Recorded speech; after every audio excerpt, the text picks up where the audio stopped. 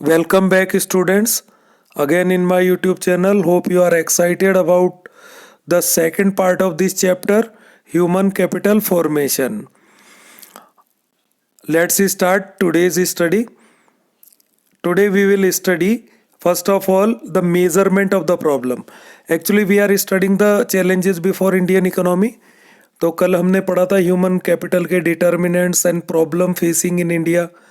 तो measurement of the problem, how can we measure the human capital formation. तो in this regarding जो अपने पास पॉइंट है, फर्स्ट है measurement problem. First point, in case of physical capital formation the change can be measured in terms of units. इसको आप पर unit में मेजर किया जाता है, but it is difficult in case of human capital formation में per unit से major करने में इसमें डिफिकल्टी है. This is because a large number of the factor that impact productivity of human beings. क्योंकि human beings की जो productivity है उस पर कई सारे फैक्टर का असर पड़ता है, जो हमने डिटर्मिनेंट्स पढ़ा, whether it is education, health and other things also. Last is में further it is difficult to identify a suitable scale of measuring human capital. It means if you really want to measure the human capital, then there is no appropriate scale. Now the fifth point is education as essence element of human resource development. Education का जो relation है human capital formation से, ये really important है. Education is an essential element of human resource development. Education implies the process of teaching, training, learning, जो specially in the schools और colleges. It improve knowledge and develop skill. जब आप education का आप में investment होता है, then you will develop some skill in you, and in future you are very useful for the society because you are a resource there, just like doctor, engineer, teacher, lawyer and other also scientist. Education is the undercurrent of economic and social changes. However, compared to other countries of the world, spread of the education in India has not been so encouraging. India में other world से अगर compare करते हैं तो education का जो standard है वो कंटिन्यूसली लो बना हुआ है. कल हमने पढ़ा था आफ्टर जो ग्रेजुएट है इंडिया में, they are called half baked graduate because they don't have a proper knowledge about their subject and their skills. Even literacy rate in the country continue to be low. हमारे country में अभी भी जो total literacy rate है approximate 75-76 है. According to the census 2011, barely 74.04% of the population is literate as against 90 to 95% literacy in developed countries. तो ये point बिल्कुल क्लियर है. इन दिस वर्ल्ड जो डेवलप्ड कंट्रीज हैं वहाँ पे लिटरेसी रेट 90 to 95 है. Approximate all the population is literate, इसका मतलब हुआ. But India is far away from them. Our literacy rate according to census 2011 is 74.04. ये डेटा भी आपको याद रखना है. तो लिटरेसी रेट हमारे कंट्री का कम है. Education and literacy are not identical. Sometime we are confuse that our education and literacy are identical. ये दोनों एक नहीं है. लिटरेसी मतलब a person who can read and write is called literate, but education is related to higher level of education. So यहाँ ये box में दिया गया, some points are given here. Education is a much wider concept. Second, literacy just refer to the ability to read and write. Next, education on the other hand encompass 3 parameters. Education में 3 parameter होते हैं, primary, secondary education and tertiary और higher education. तो education can be divided into 3 part, primary, secondary and higher education. While all educated people are literate, सभी educated people literate होंगे, but all the literate people are not necessarily educated. So both these terms are not identical. So kindly make the difference in your mind between both these terms. Now, importance and objective of education. What is the importance of and objective of education? Let's study. First, education produce responsible citizen. Absolutely. Second, it develop science and technology. Education से ही आप में responsibility का एहसास होता है, और जो science technology का जो भी डेवलपमेंट है, it depend on education. Third, it facilitated use of natural and human resource of all region of the country. If your human resource are well developed, then you can easily use all the resources of all region of the country. अगर educated है human resource तो सभी का सभी use आएगा, कोई waste नहीं होगा। Next, it expand mental horizon of the people. After getting proper education, हमारा जो मेंटल होरिजन है वो एक्सपेंड हो जाता है, सोचने की शक्ति, दृष्टिकोण, to view the things completely change. Fifth point, it helps economic development through greater participation of the people in the process of growth and development. Education एक ऐसी चीज है आपकी जो economic development through greater participation, आप जितना participate करेंगे उतना ज़्यादा अच्छा है आपके कंट्री के डेवलपमेंट और ग्रोथ में। और एजुकेटेड है तो आप जरूर पार्टिसिपेट करेंगे। Number 6, it promote cultural standard of the citizen.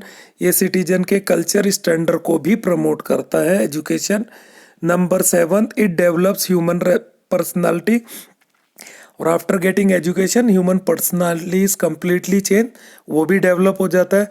So these are the points which shows the importance of education in our line. Next, need of the government intervention in education and health. Yesterday I told you that our government is providing free education and free healthcare services in government school and government hospitals. Why? Why do government need to interference in this? Let's study. Need for government intervention in education and health arises primarily on account of the following facts. जो ये facts हैं, first, this sector need huge investment with the very high fixed expenditure. ये दो ऐसे sector हैं, education health, जहाँ खूब सारा इन्वेस्टमेंट करना पड़ता है। Then government can bear this expenditure. कोई प्राइवेट जो होगा वो इस तरीके से फ्री एजुकेशन और हेल्थ केयर फैसिलिटीज नहीं दे सकता है, they will take the fees, so government need to interference. Number 2, it is difficult to expect private investor to invest in health and education unless they are allowed to recover their huge cost. अगर आप private sector को बोलेंगे आप invest करें health में, education में, without recovery the fees, so they can't. अब government ये काम करता है without recovering any fees from the education department and health care department, they are providing this facilities of no cost, without taking any cost to us. Number 3, people in the poor country like our cannot afford high price for education and health. और अगर कहीं private sector को इसमें छोड़ दिया जाए तो private sector का जो भी हॉस्पिटल का, स्कूल का फीस होगा, the poor people can not afford it, so government need to interference. Government को यहाँ आगे आना पड़ता है। Next, growth of education sector in India. India में जो एजुकेशन सेक्टर का ग्रोथ हुआ है after independent, what are the facts there, what are the points, let's study. This table shows the development of education sector in our country, expansion of general education. Let's study some data. It is related to 1951 and 15-16 का जो हम comparison करते हैं। Primary and middle school जो है 2.23 लाख थे after independent, just after independent. Now the number of the primary and middle school rise to 12.70 lakh. Secondary and senior secondary school 7.4 thousand से ये 2.52 लाख हो गए। इनका नंबर आप देखेंगे कितना बड़ा है, थाउजेंड से लाख में गया है। कॉलेज जो 578 कॉलेज थे, now we have 39,071 colleges. Universities including deemed universities 27 से ये 799, मतलब 800 के अप्रोक्सीमेट बढ़ चुका है। Number of student registered in this school and universities, primary middle school में 19.15 लाख से 17 करोड़ स्टूडेंट हुए हैं। High and higher secondary school 15 lakh to 3.2 crore number बढ़ा है। हायर एजुकेशन में ये डेटा 3.6 लाख से 346 lakh तक गया है. All this data shows the development of education sector in our country after independence से अभी 15-16 तक जो भी हुआ है, डेटा से क्लियर होता है कि हाँ एजुकेशन सेक्टर डेवलप हुआ है. Now come to the box. Important कुछ दिए हुए term. Considering the importance of education in human capital formation, the government of India tried to regulate education sector through various organization. तो अलग अलग organisation है जहाँ से एग्रीकल्चर सेक्टर को आगे बढ़ाने की कोशिश की है. इसमें पहला NCERT आता है जिसकी बुक्स आप पढ़ते हैं. इसका फुल फॉर्म है national council of educational research and training. It is basically engaged in designing text material up to the senior secondary level. जो सीनियर सेकेंडरी लेवल है 12th तक आपका सिलेबस डिसाइड करने का काम NCERT के पास है. सेकंड है UGC university grant commission. It is primarily the funding authority for universities education. ये यूनिवर्सिटी एजुकेशन में फंड प्रोवाइड करने के लिए बनाया गया है. It also enforce the rule and regulation regarding higher education in country. ये कंट्री में हायर एजुकेशन के रिगार्डिंग रूल रेगुलेशन को बनाता है. नेक्स्ट आता है AICTE all India council of technical education. It enforces rule and regulation regulating regarding technical engineering education in a country. तो ये AICTE ये टेक्निकल एजुकेशन वाला मामला देखता है इंजीनियरिंग कॉलेज का. Number 4 ICMR Indian council of medical research. It enforce rule and regulation relating to education and research in the health care sector का है. So all these are the institution which was establish by government. Next जो अपने पास point आता है elementary education. Elementary education के अपने पास 2 part है. इसमें 6 to 14 जो ईयर के बच्चे प्राइमरी और मिडिल 2 एजुकेशन यहाँ कवर होती है. Elementary education cover student from class 1st to 8th and age group इनका 16 to 14 होता है. कई बार 14 ईयर से ज़्यादा एज वाले जो बच्चे हैं वो भी यहाँ एडमिशन ले लेते हैं. The number of the primary and middle school has considerably increased. In 1950 to 51 their number is 2.23 lakh. हमने टेबल में देखा था. 15-16 में 12.70 lakh हुआ. However, long percentage of admission of children in primary classes points to educational backwardness in the country. पर जो लो percentage है admission का वो हमारे एजुकेशनल बैकवर्डनेस को बताता है. Social and economic poverty is the principal cause of educational backwardness. अगर आपके एजुकेशनल बैकवर्डनेस है then it is a sign of social and economical poverty. क्योंकि पॉवर्टी में सिर्फ आपकी इनकम से मतलब नहीं है. If you are not educated, if you are not healthy, then you are also poor. Then poverty का क्राइटेरिया ज़्यादातर लोग या बच्चे सोचते हैं कि इसका लेना देना सिर्फ हमारी इनकम से. Poverty is related to our education and health also. Next जो अपने पास थर्ड पॉइंट है secondary and senior secondary education. In 1950-51 there were 7.4 secondary and senior secondary level school with 15 lakh student. अब 1950-51 में आपके पास 7.4 सेकेंडरी सीनियर सेकेंडरी स्कूल थे और वहाँ पढ़ने वाले बच्चों का नंबर 15 लाख था. बट आफ्टर इंडिपेंडेंट 2015-16 तक जो डेवलपमेंट रहा है वहाँ इन स्कूल्स का नंबर 2.52 लाख हो चुका है. कंपेयर कर सकते हैं कितना बड़ा गैप आया है.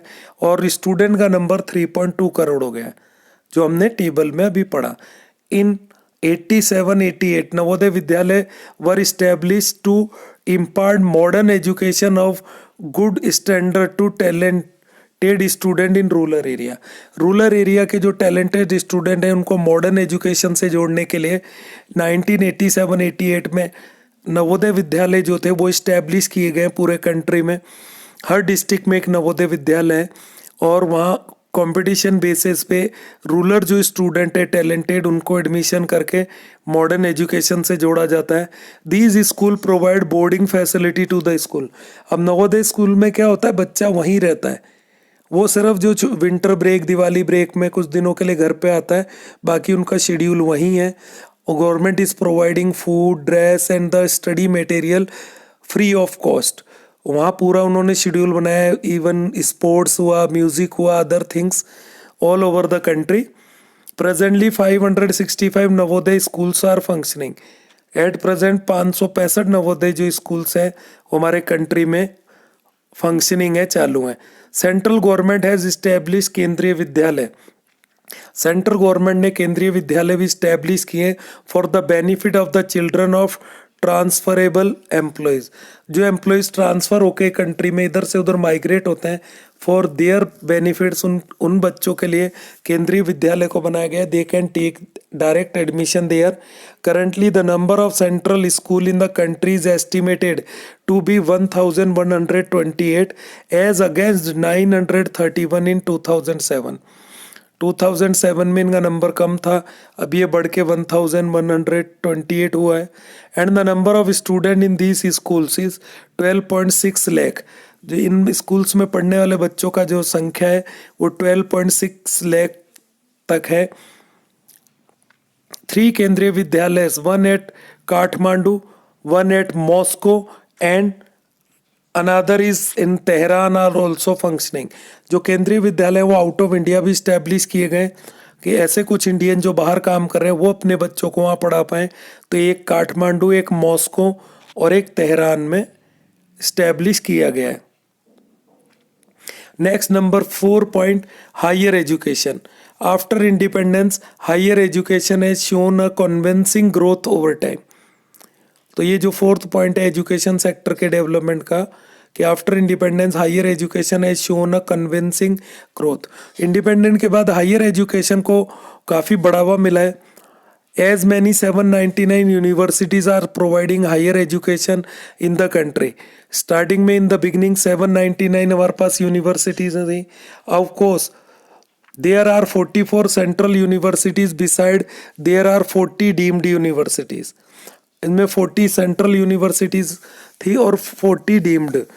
The total number of college and general education in the countries. अब कॉलेज वगैरह टोटल जनरल एजुकेशन के जो इंस्टीट्यूट हैं इनका नंबर 39,071 अप्रोक्सीमेट है. The number of the student in all universities in 346 lakh in 2015-16. तो all these are data you have to memorise. इनको memorise करना पड़ेगा. अब कैसे, आप इनको रट नहीं सकते. And practice make man perfect. आप इनको बार बार रिवाइज करिए, then you will remember them easily.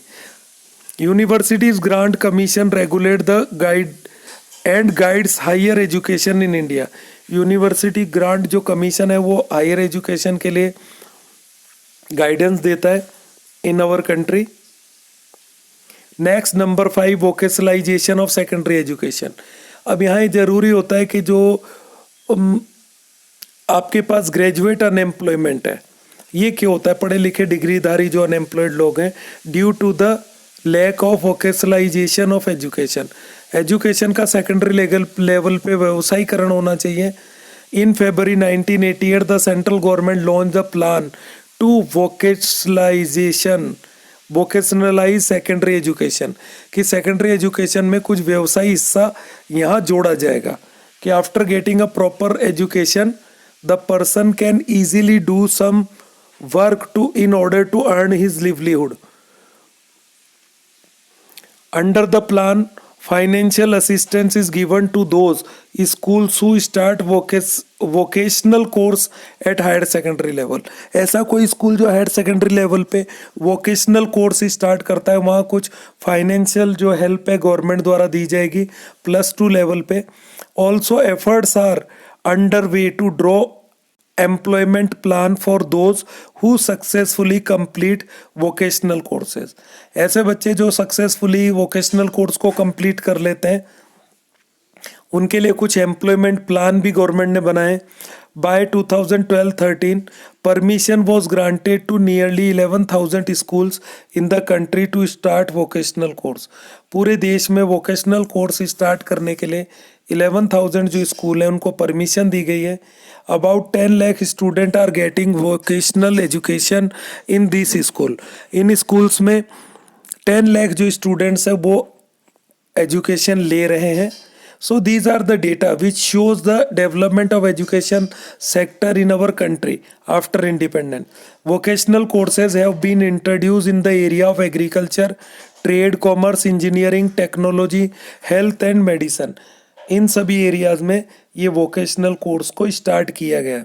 So the many question can be created, can be asked on the base of this theory, so you need to be careful about each and every point. Hope you are enjoying. कोई भी problem हो you can ask anytime in comment section. Box पे आते हैं alarming fact क्या है in regarding to India. Alarming जो fact है in India, spread of the education has not been linked with vocationalisation. Education का लिंक वोकेशनलाइजेशन से नहीं किया गया है. सेकेंड है accordingly there is a acute problem of educated unemployment. इसी कारण है कि हमारे यहाँ पढ़े लिखे जो बेरोजगार लोग हैं इनका नंबर ज़्यादा होता है. Now come to the next page, point number 6, technical, medical and agriculture education. What about the technical, medical and agriculture education? Since independence, the number of institutions imparting technical and professional education has increased significantly. ये भी बहुत आगे बढ़े हैं इनका भी number. In 1951, there were 43 diploma level polytechnic institute. जो diploma level polytechnic colleges थे, इंस्टीट्यूशन थे, देयर नंबर है सिग्निफिकेंटली राइज टू 1914 तक ये बढ़ गया 43 से.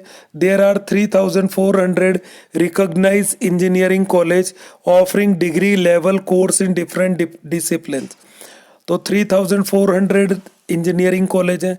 एंड आवर इंजीनियरिंग कॉलेज जो Shri Balaji engineering college is out of one of them, इनमें से एक है. The admission capacity of these courses, इनका 15 लाख स्टूडेंट का कैपेसिटी है total. Presently there are 289 medical colleges in the country with an admission capacity of 32,815 student. तो ये data आपको याद रखना है. Yes, number of the dental colleges in is 282 with the admission capacity of 22,680. So these are the data, very important data. Many research center have also been set up in a country, that is Indian Institute of Technology, Agriculture Research Institute, Indian Statistical Institute, National Physical Laboratory, National Chemical Laboratory, Institute of Economic Growth.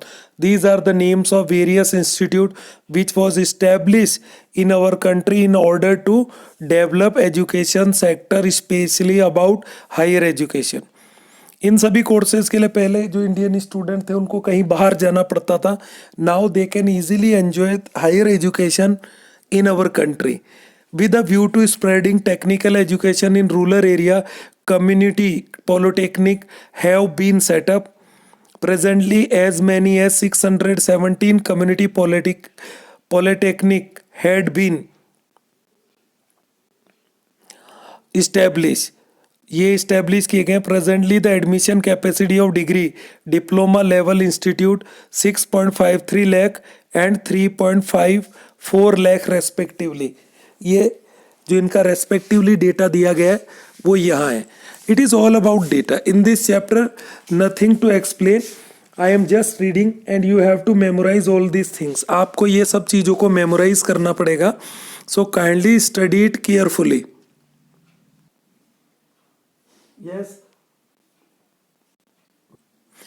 Yes, next point, rural education area. Rural area have also witnessed wide expansion of education. National Rural Higher Education Council has been set up for this purpose. Under this council, 14 rural educational institute have been functioning. Children of scheduled caste and scheduled tribes get free education in all the states. तो ये rural education है. यहाँ पे जो SC, SC, OBC जो है सभी बच्चों के लिए पढ़ाई का फुल जो एक स्ट्रक्चर तैयार किया गया है. Number 8 point, adult and female education. In order to eradicate illiteracy among the adults, special arrangements have been made for adult education importantly national literacy mission वो सेटअप, अब ये याद रखना है, नेशनल लिटरेसी मिशन जो सेटअप हुआ है 1988 में, since 1976 formal education program has been launched. जो फॉर्मल प्रोग्राम्स है वो भी लॉन्च किए गए। तो ये पॉइंट है जो अपने को ये शो करता है कि डेवलपमेंट सेक्टर, जो एजुकेशन सेक्टर का डेवलपमेंट कैसे हुआ है। It aims to providing meaningful education to the youth of the age group of 15 to 25 year. इस का जो भी है एजुकेशन जो यूथ के लिए, इनका जो मेन टारगेट है meaningful 15 to 25 year age group के लिए। In order to provide technical education to the women, many women polytechnic have also been established. Women's में जो technical education के लिए polytechnic establish किए गए। Women Education Council is a significant step to promote education among women. Point number 9, total literacy campaigning, सर्व शिक्षा अभियान, ये आपके 2001 में स्टार्ट किया गया। National literacy mission was launched to render everybody literate in a country. This program have now been recast as साक्षर भारत के नाम से, with the central focus on the female education, जिसका मेन फोकस फीमेल एजुकेशन पे रहा। The program cover all those in the age group of 15 and above. इसमें 15 और उससे अबाव एज को टारगेट रखा गया। It may be noted that there are 11 crore illiterates in a country between the age group of 15 to 25, क्योंकि 15 से 25 age group में जो टोटल इलिटरेट है उनका नंबर 11 करोड़ है। That is why this program focus on this age group. यहाँ बॉक्स में अपने पास आ रहा है RT, right to education. In 2009 government ने एजुकेशन को राइट बना दिया है। Now it is our right, 6 to 14 year का जो बच्चा है to get the education is his right. उन बच्चों का राइट है constitutionally. If anybody is interrupted them to get the education, then they can easily go against them. तो RTI जैसा एक्ट आया है। all these points shows the development of education sector in our country. ये point 9 तक अपने पास होता है। Next जो education still a challenge proportion. After doing a lot of hard work by the government on education sector, education is still a challenging before us. Focus on education has tremendously increasing over time. It is encouraging to note that nearly 96.5% children are now the school goers. 96.5 जो children है वो school goer children है। But in the backdrop of this statistics there is a bitter truth. यहाँ एक कड़वा सच है, वो क्या है? Despite the constitutional provision for free and compulsory education for the children between the age group of 6 to 14 year, quality of education infrastructure continue to be disappointing. मतलब इतना कानून बनाने के बाद भी बच्चे स्कूल नहीं जा रहे हैं। What are the reason? वहाँ क्या कारण है इनके? तो वो जो बैकड्रॉप होता है बच्चों को, या आफ्टर लिटरेसी या मिडिल लेवल तक या एलिमेंट्री एजुकेशन के बाद उनकी पढ़ाई छूट जाती है, और कुछ बच्चे तो इवन ज्वाइन ही नहीं कर पा रहे स्कूल। तो इसको हमें देखना पड़ेगा। Quality of education and infrastructure continues to be disappointing. Administrative colonelness compound the problem further.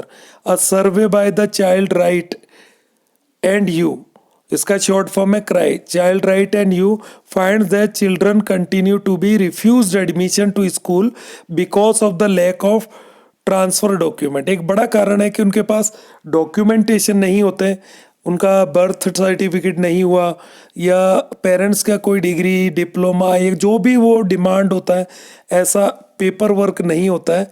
That is why they generally avoid birth registration and the proof of residence. In some cases parents of the school going children are compelled to pay fees वो नहीं दे पाते। Such instances points to the serious bottleneck in the education system of the country. तो ये हमारे country के education system पे एक बहुत बड़ा क्वेश्चन मार्क है। This along with the following facts, इनमें कुछ फैक्ट्स हैं जो हम पढ़ेंगे। Figure make the education still a challenging. अब ऐसा क्वेश्चन आता है, what are the challenges before education sector in India, then it is the appropriate answer first, large number of illiterate. अब लार्ज नंबर ऑफ इलिटरेट है, Indian harbour largest number of illiterate in the world. Presently near 36 crore pupil are estimated to be illiterate. The number exceeds even the total population of most countries in the world. और ये number कुछ देश ऐसे हैं जिनकी total population से ज़्यादा है, 36 करोड़. अब पाकिस्तान की पॉपुलेशन अप्रोक्सीमेट 22 to 23,000 करोड़ है. अब इंडिया में 36 करोड़ तो इलिटरेट है. सेकेंड पॉइंट आता है inadequate vocationalisation. Education continue to be largely degree oriented. Education क्या है? डिग्री ओरिएंटेड है. आफ्टर ग्रेजुएशन आपके पास एक डिग्री होती है but you are unable to find a job. तो लोग सोचते हैं पढ़ के क्या करेंगे, तो वोकेशनलाइजेशन, व्यवसायीकरण होना जरूरी है. It is the second point. Third point gender bias. आज भी इंडिया में लड़के लड़की की एजुकेशन को लेके फ़र्क किया जाता है. जनरली जो girls are not promoted for higher education, only male child जो है उन्हीं को पेरेंट्स प्रमोट करते हैं. So it is also a challenge. There is a still significant gender bias is offering opportunity to education to male and female children. The enrollment ratio is relatively low for the female candidate. Female candidate के लिए enrollment ratio कम हो जाता है and their dropout ratio is considerably high. Drop out girls को higher education से पहले ही drop कर लिया जाता है. इवन रूरल एरियाज में आज भी लड़कियों की शादी जल्दी कर देते हैं. तो it is also a point which we are facing as a challenge in our education system. Point number 4, low rural access level. Rural जो एरियाज है वहाँ एसेसिबिलिटी जो एजुकेशन की, गांव में आज भी दूर दराज के इलाकों में जो स्कूल है सेकेंडरी लेवल के वो इस्टेब्लिश नहीं है. गांव वाले बच्चों को हायर एजुकेशन के लिए they have to migrate to the urban areas, दूर तक जाना पड़ता है. Then it is also a challenging point. Number 5, privatization.